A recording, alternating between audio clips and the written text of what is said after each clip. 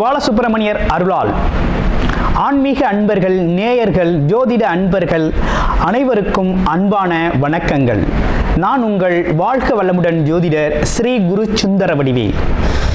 இப்போ பார்த்தீங்கன்னா 2025 நடக்க இருக்கிற தமிழ் புத்தாண்டு எப்படி இருக்குது, என்னென்ன விசேஷங்கள் இருக்குது, ஒவ்வொரு ராசிக்கும் எப்படி இருக்கும், என்ன செய்யலாம், என்ன செய்யக்கூடாது, என்ன விதமான வழிபாடுகள் செய்யணும், ஒவ்வொரு நட்சத்திரங்களுக்கும் என்ன விதமான பலன்கள் இருக்குது, இந்த ஆண்டு முழுவதும் இருக்கக்கூடிய கிரக பெயர்ச்சிகளால் ஏற்படக்கூடிய மாற்றங்கள் என்ன, வளர்ச்சி எப்படி இருக்கும், குடும்ப வாழ்க்கை எப்படி இருக்கும், சுப நிகழ்ச்சிகள் எப்படி இருக்கும், வீடு, வண்டி, வாகனம் மற்றும் அசையும் மற்றும் அசையா சொத்துக்கள் யாருக்கு அமையும், குழந்தை பாக்கியம் யாருக்கு கிடைக்கும் அப்படிங்கும் பல்வேறு விஷயங்களை பற்றி இந்த ஒரு வருடம் இருக்கக்கூடிய மொத்த பலனையும் நம்ம இந்த வீடியோ மூலமாக பார்க்க இருக்கிறோம். இப்போ இந்த விசுவாவசு வருடம் தமிழ் புத்தாண்டுகளில் 60 வருடங்களில் 39வது வருடம் தான் இந்த வருடம். இந்த வருடம் இந்த ஆண்டு பிறக்குது. இந்த வருடத்தில் பிறக்கும் குழந்தைகள் தைரியமாக குழந்தைகளாகவும், எல்லோரையும் அனுசரித்து தெரியக்கூடிய குழந்தைகளாகவும், பண்புள்ள குழந்தைகளாகவும், அது மட்டும் இல்லாமல் தர்ம காரியங்கள், புண்ணிய காரியங்கள் ஈடுபடக்கூடிய குழந்தைகளாகவும் பிறப்பார்கள் அப்படிங்கிறது சித்தர் பாடல்களில் உள்ள ஒரு அமைப்பு. அது மட்டும் இல்லாமல் தன் மகனை சான்றோன் என கேட்ட தாய் அப்படிங்கிறது மாதிரி அந்த குழந்தைகள் பெற்றோருக்கு பெருமை சேர்ப்பார்கள் அப்படிங்கிற ஒரு விஷயமும் இருக்குது. இப்போ இந்த வருடத்தில் இந்த வருட பிறப்பின் அடிப்படையில் சூரியன் அப்படிங்கிற ஒரு ராஜாவாகவும் மந்திரியாகவும் இருக்கிறதுனால அரசியல் மாற்றங்கள், அதிகாரம் சார்ந்த மாற்றங்கள் அப்படிங்கிற ஒரு விஷயம் நடக்க இருக்குது. அதையும் தாண்டி மழை பொழிவு அப்படிங்கிறது ரொம்ப அதீதமாக இருக்குது. விவசாயம் செழிக்கும், தானிய உற்பத்திகள் அதிகரிக்கும். அடுத்து பார்த்தீங்கன்னா மக்கள் செழிப்பமடைவார்கள். வருமானத்தை விட செலவு கம்மியாக இருக்கும், சேமிப்பு அதிகரிக்கும், தங்கம், வெள்ளி, ஆபரணங்கள் வாங்கக்கூடிய தன்மை ஏற்படுது. அது இல்லாமல் பார்த்தீங்கன்னா இந்த காலகட்டத்தில் பசுக்கள் உற்பத்தி அப்படிங்கிற ஒரு விஷயம் ரொம்ப நல்லா இருக்குது. அடுத்து பார்த்தீங்கன்னா மக்கள் மீது வரி அப்படிங்கிற ஒரு விஷயம் அதிகரிக்கக்கூடிய சூழ்நிலை அப்படிங்கிறதும் இருக்குது.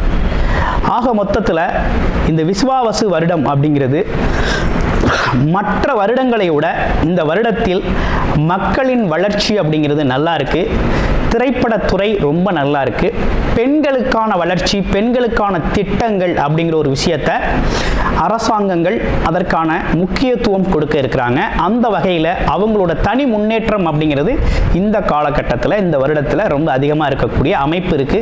குறிப்பாக எல்லார் குடும்பங்களிலும் சுப நிகழ்ச்சிகள் நடக்கக்கூடிய ஒரு தன்மை, திருமண பாக்கியங்கள் கைகூடக்கூடிய ஒரு அமைப்பு, குழந்தை பாக்கியங்கள் கிடைக்கக்கூடிய அமைப்பு, கோவில் வழிபாடுகள், தர்ம காரியங்கள், புண்ணிய காரியங்களில் மக்கள் ஈடுபடக்கூடிய ஒரு தன்மை அப்படிங்கிறதெல்லாம் ரொம்ப மிக சிறப்பாக இருக்கக்கூடிய இந்த விசுவாவசு வருடத்தில் உங்கள் ராசிக்கு எப்படி இருக்கும் அப்படிங்கிறத இப்ப பார்ப்போம். உத்திரக்காரகனை அதிபதியாக கொண்ட மீனம் ராசி நேயர்களே, இப்போ உங்களுடைய ராசியிலிருந்து பார்த்தீங்கன்னா 3ஆம் இடத்துல சஞ்சாரம் செய்துக்கிட்டு இருந்த குரு பகவான் முயற்சி ஸ்தானம், வெற்றி ஸ்தானம், தைரிய ஸ்தானம் அப்படின்னு சொல்லக்கூடிய ஒரு அமைப்பில் இருந்த உங்களுடைய ராசிநாதன் இப்போ எப்படி இருக்கார் அப்படின்னு பார்த்தோம்னா 4ஆம் இடமான சுகஸ்தானத்தில் போய் அமர்றார். 4ஆம் இடமான சுகஸ்தானத்தில் போயிட்டு அமர்றாரு. அடுத்து அதனை தொடர்ந்து பார்த்தோம்னா ராகு கேதுக்கள் மே 18ஆம் தேதி பார்த்தோம்னாக்க உங்களுடைய ராசியிலே இருந்த ராகு 12ஆம் இடத்திற்கும், 7ஆம் இடத்தில் இருந்து வந்த கேது 6ஆம் இடத்திற்கும் இடம் மாற்றம், பெயர்ச்சி அப்படிங்கிறது நடக்குது. சனி பகவான் பார்த்தீங்கன்னா இந்த வருடம் ஃபுல்லவே 7.5 சனி காலத்தில் ஜென்மச்சனியாக சஞ்சாரம் செஞ்சுக்கிட்டு இருப்பார். இதுதான் கிரக நிலைகளோட அமைப்பு. இந்த கிரகநிலை அமைப்புகள் உங்களுக்கு என்ன விதமான மாற்றத்தை ஏற்படுத்தி தரும்னா, உத்தியோகத்தில் உள்ளவர்களுக்கு பதவி மாற்றம் அப்படிங்கிறது உறுதியாக உண்டு. வெளிநாடு வெளியூர் தாராளமாக போகலாம். வெளிநாட்டு வேலை கிடைக்கும். உழைப்பு அதிகமாக இருக்கும். அடுத்து பார்த்தீங்கன்னா தொழில் சார்ந்த விஷயம்தான் இங்கே வந்து அலைச்சல் திருச்சலோடு இருக்கும். ஆனால் அலைச்சல் திருச்சலுக்கேற்ற வருமானம் உண்டு அப்படிங்கிறதுல பயப்பட வேண்டாம். ஆமாம். அடுத்து வேலை பார்ப்பவர்களும் சரி தொழில் செய்கிறவர்களுக்கும் சரி கொஞ்சம் பார்த்தீங்கன்னா தூக்கம் குறையும். இதனால் கொஞ்சம் உடல் ஆரோக்கியம் சார்ந்த விஷயத்தில் கொஞ்சம் கவனம் எடுத்துக்கணும். நண்பர்கள் குடும்ப உறுப்பினர்கள் கண்டிப்பாக உங்களுக்கு உதவி செய்வாங்க அப்படிங்கிற ஒரு நல்ல நிலை அப்படிங்கிறது ஏற்பட்டிருக்கு. அப்போ தொழில்துறையில் எவ்வளவு வருமானம் வந்தாலும் அந்த வருமானத்திற்கு ஏற்ற செலவு அப்படிங்கிறது கண்டிப்பாக இருக்குது. ஆமாம், அதற்கேற்ற செலவும் உண்டு. இந்த காலகட்டத்தில் உங்களுக்கு குருபலம் இல்லாவிட்டாலும் உங்களுக்கு பார்க்கக்கூடிய வரனுக்கு குருபலம் இருந்துச்சு அப்படின்னா தாராளமாக திருமண பந்தம் அப்படிங்கிறது தாராளமாக செஞ்சுக்கலாம். அதில் எந்த ஒரு விஷயமும் இல்லை. இதில் குறிப்பாக ஒரு நல்ல விஷயம் என்னென்னா உடம்பு ஆரோக்கியத்தை வந்து கவனம் எடுத்துக்கணும். உடம்புக்கு ஏதாவது ஒரு இஷ்யூனா உடனே மருத்துவரை பார்த்து ஆலோசனை செய்யணும். அதே போல் மனைவியோட உடல் ஆரோக்கியத்திலையும் கூடுதல் கவனம் எடுத்துக்கணும் அப்படிங்கிற மாதிரி இருக்குது.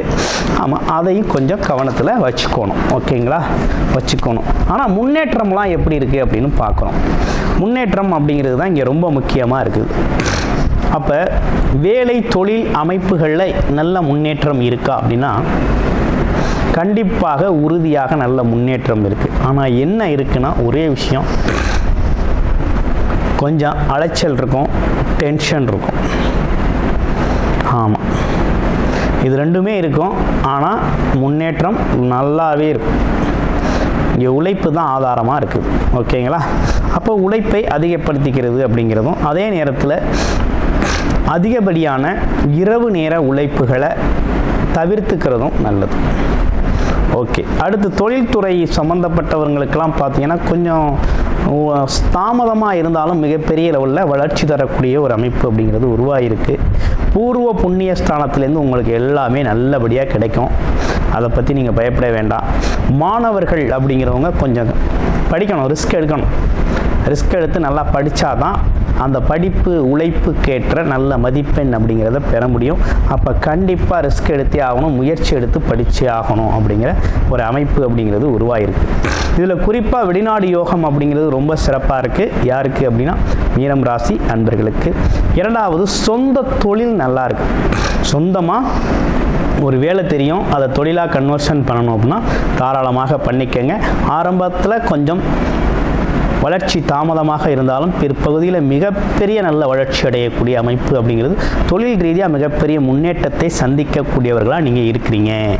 அடுத்து கோர்ட்டு கேஸு வழக்கு இது சம்மந்தப்பட்ட விஷயம்லாம் கொஞ்சம் மாற்றம் அடையுது. திடீர் அதிர்ஷ்ட யோகங்கள் அப்படிங்கிறது உங்களுக்கு வந்து சேரும். கண்டிப்பாக உண்டு. திடீர் அதிர்ஷ்டங்கிறது கண்டிப்பாக உண்டு. அப்போ எப்பேற்பட்ட பிரச்சனைகளுக்கும் தீர்வாக குரு பகவான் இந்த வருஷம் உங்களுக்கு கொடுக்குறார். பல்வேறு வகையில் தீர்வை கொடுக்குறார். அப்போ எல்லாமே சுபமாக நடக்கக்கூடிய ஒரு அமைப்பு அப்படிங்கிறது மீனம் ராசிக்கு ரொம்ப அருமையாகவே அமைஞ்சிருக்கு. இந்த கோச்சார நிலைகளில் இருக்கக்கூடிய கிரக மாற்றங்கள். அப்போ இந்த வருடம் விசுவாவசு வருடம் எந்த அளவுக்கு மாற்றம் இருக்குது, முன்னேற்றம் இருக்கும் அப்படின்னா ஜென்மச்சனியாக இருக்கிறது அப்படிங்கிறது ஒரு விதத்தில் எப்படி இருக்குது அப்படின்னா உழைப்பை அடிப்படை ஆதாரமாக எடுக்கணுங்கிற மாதிரி இருக்குது. அதே நேரத்தில் எடுக்கிற முயற்சிகளில் சின்ன தாமதங்கள் இருந்தாலும் மிகப்பெரிய லெவலில் உங்களுக்கு வெற்றியையும் அந்த முயற்சிக்கான பலனும் கிடைக்கும். அது உறுதியாக இருக்குது. வெளிநாடு யோகம் இருக்குது. தொழில் சார்ந்த முதலீடுகள், தொழில் சார்ந்த முயற்சிகள் அலைச்சல் திருச்சலாக இருந்தாலும் மிகப்பெரிய லெவலில் வளர்ச்சி அடையும் அப்படிங்கிறது நன்றாகவே இருக்குது.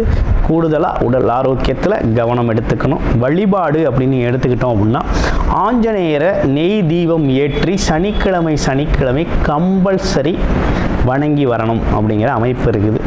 அதே போல் சனிக்கிழமைகளில் பார்த்திங்கன்னா எள் தீபம் அல்லது நல்ல எண்ணெய் தீபம் அப்படிங்கிறது சனி பகவானுக்கும் ஏற்றிக்கிட்டு வரணும். ஏற்றிக்கிட்டு வந்தீங்க அப்படின்னா கண்டிப்பாக உங்கள் வாழ்க்கையில் நல்லதொரு மாற்றம், முன்னேற்றம், உடல் ஆரோக்கியம் மெயினாக சீரடையும். ரெண்டாவது, பொருளாதாரம் முயற்சிகளில் இருந்த சிறு சிறு தடைகளோ காரிய தடைகள்லாம் நீங்கி சக்ஸஸ்ஃபுல்லாக ஒரு நல்லது ஒரு வாழ்க்கை அப்படிங்கிறது ரொம்ப சிறப்பாகவே இந்த வருஷம் அமையும்.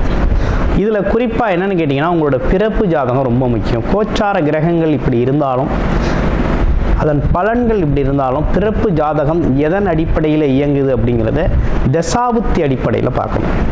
அப்போ என்ன தசாபுத்தி அப்படிங்கிறத பார்த்துக்கிட்டு இந்த பலனில் எந்த பலன் எந்த செக்டாரில் நம்ம வளர்ச்சி அடையணும் அப்படின்னா அவரவர் முயற்சி வயதுக்கு ஏற்றார் போல் அதது சார்ந்த முயற்சிகளை எடுக்கணும் அப்படிங்கிறது ரொம்ப முக்கியம்.